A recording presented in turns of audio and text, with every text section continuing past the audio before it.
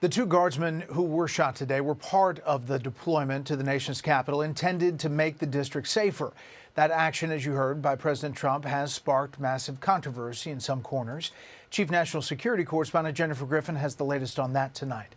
Good evening, Jennifer. Good evening, Brett. President Trump ordered the National Guard mobilized in Washington, D.C. on August 11th against the wishes of D.C. Mayor Muriel Bowser. Given D.C.'s unusual status and not being a state, the D.C. National Guard, when mobilized, is operationally under the control of the Army Secretary, who is, this case, is Dan Driscoll, who is fresh off a grueling week of shuttle diplomacy to Ukraine, Geneva, and Abu Dhabi. Those shot today were members of the West Virginia National Guard. In August, 300 Guard from West Virginia deployed to Washington, D.C.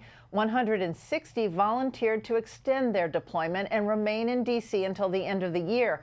The rest of their unit returned home over a week ago. Governor Patrick Morrisey of West Virginia praised the two soldiers, adding West Virginia would never forget their service and sacrifice. As of Wednesday morning, there were about 2,200 National Guard troops deployed in Washington, D.C., about 1,300 from Louisiana, Mississippi, Ohio, South Carolina, West Virginia, Georgia, and Alabama. There have been 62 homicides in Washington since May 25th. As of October 28th, the city has seen 123 homicides so far in 2025, down 30% from a year ago. Since National Guard troops were deployed on August 11th, there have been 24 homicides in Washington, D.C., not including today's shooting.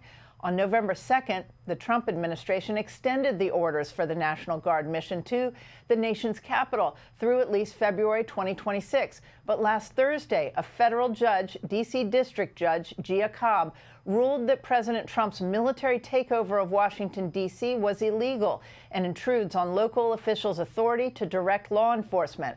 Cobb, who was appointed by President Biden, found that the president has the right to protect federal property, but can't unilaterally deploy the D.C. National Guard to fight crime.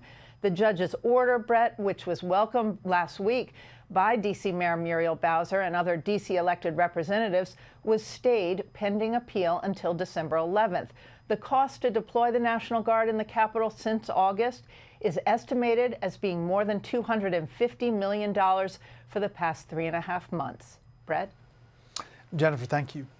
Hey, Sean Hannity here. Hey, click here to subscribe to Fox News YouTube page and catch our hottest interviews and most compelling analysis. You will not get it anywhere else.